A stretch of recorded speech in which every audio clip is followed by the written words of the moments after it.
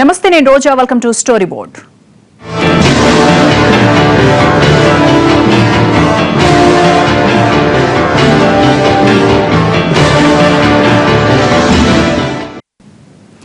ఇన్నేళ్ల మానవుని ప్రయత్నం ఫలించింది. సువిశాల విశ్వంలో మానవుడు ఒంటరి కాదని రుజువైంది. మనలాంటి మానవులు నివసించడానికి అనువుగా ఉన్న భూమిలాంటి గ్రహాన్ని కనిపెట్టామంటున్నారు నాసా శాస్త్రవేత్తలు.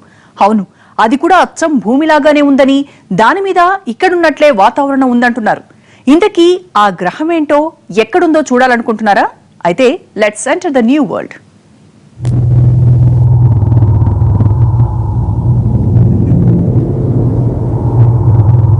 గ్రహాంతరవాసులు ఎప్పటి నుంచో మానవుల్ని వేధిస్తున్న చిక్కు ప్రశ్న ఇది. అసలు గ్రహాంతరవాసులు ఉన్నారా? ఉంటే ఎక్కడున్నారు? ఎలా ఉంటారు? వాళ్ళు ఇక్కడకు ఎలా వస్తారు? ఇలా ఎన్నో ప్రశ్నలు.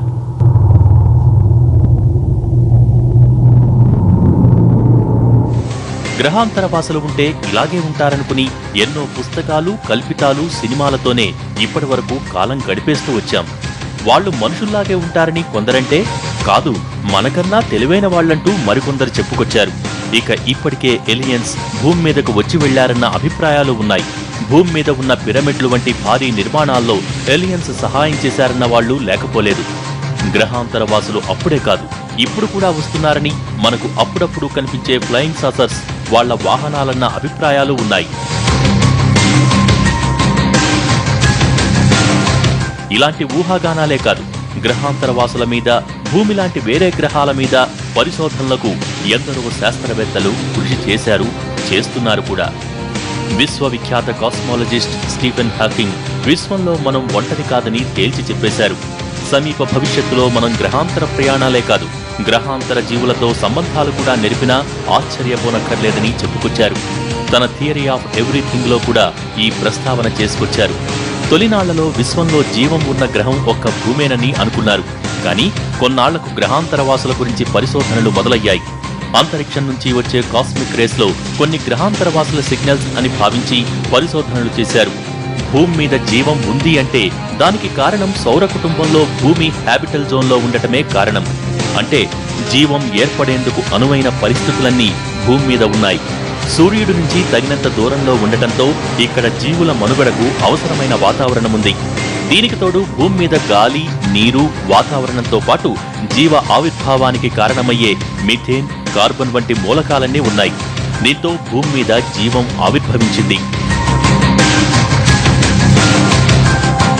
ఒకవేళ ఇలాంటి గ్రహమే మరో చోట ఉంటే అక్కడ జీవం ఉండే అవకాశాలు ఉన్నాయన్న కోణంలో పరిశోధనలు మొదలుపెట్టారు. గతంలో చంద్రయాన్, ఇప్పుడు మంగళయాన్ లాంటి ప్రయోగాల్లో కూడా అక్కడ మిథేన్ అవశేషాలు ఉన్నాయేమో అని కనుగొనే ప్రయత్నాలు చేస్తున్నారు.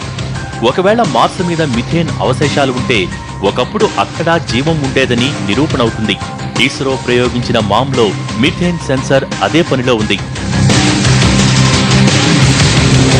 సౌర కుటుంబానికి ఆవల ఉన్న విశ్వాంతరాళంలో ఈ లక్షణాలు ఉన్న గ్రహాలను కనిపెట్టేందుకు నాసా 6 ఏళ్ల కిందట ఓ బృహత్ ప్రయత్నం మొదలుపెట్టింది.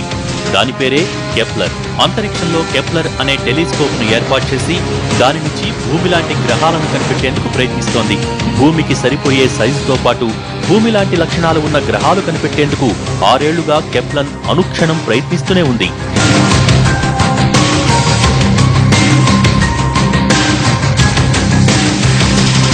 ఆ ప్రయత్నాల్లో భాగంగా ఇప్పటి వరకు కెప్లర్ విశ్వంలో వేరువేరు పాలపుంతల్లో ఉన్న భూమి లాంటి గ్రహాలను 1000కి పైగా కనిపెట్టింది. వాటిలో 12 గ్రహాలు భూమిలాగానే ఓ నక్షత్రం చుట్టూ తిరుగుతూ ఉన్నాయి. వాటి సైజు కూడా భూమి సైజుకు కాస్త దగ్గరగా ఉంది. దాదాపుగా భూమి కన్నా రెట్టింపు సైజున్న ఇలాంటి గ్రహాలను కనిపెట్టిన కెప్లర్ తాజాగా ఓ కొత్త గ్రహాన్ని కనిపెట్టింది.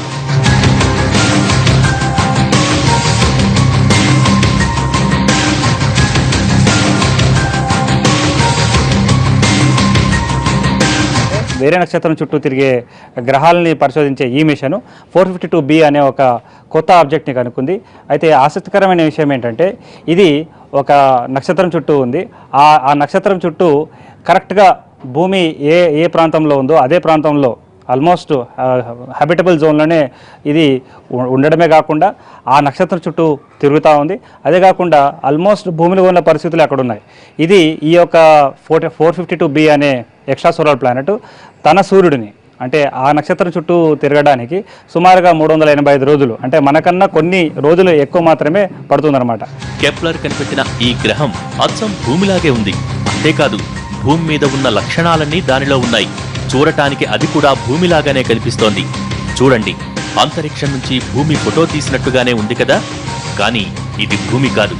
నాసా కనిపెట్టిన భూమి లాంటి కొత్త గ్రహం ఇదే.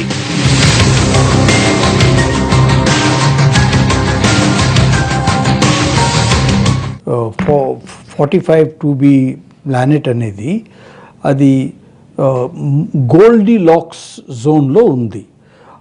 దాని అర్థం మెయిన్ స్టార్కి మరీ అంత దూరం కాదు, మరీ అంత దూరం అవుతే చాలా కోల్డ్గా అయిపోతుంది అని చెప్పి, మరీ అంత దగ్గర కాదు, మరీ అంత దగ్గర అయితే చాలా వేడిగా అయిపోతుంది. సో ఇది మన భూమిలాగా it is in a middle region which is sometimes called the habitable zone. అది ఒక కారణం. భూమి లాంటి గ్రహాలు విశ్వంలో చాలా ఉన్నాయన్న సంగతి ఇప్పటికే తెలిసినా అచ్చం భూమిలాగానే ఓ నక్షత్రం చుట్టూ తిరుగుతూ వాతావరణం, జీవం కలిగి ఉండేందుకు అనువైన హ్యాబిటల్ జోన్లో ఉన్న గ్రహాన్ని కనిపెట్టడం మాత్రం ఇదే తొలిసారి. అదే ఈ న్యూ గోళం.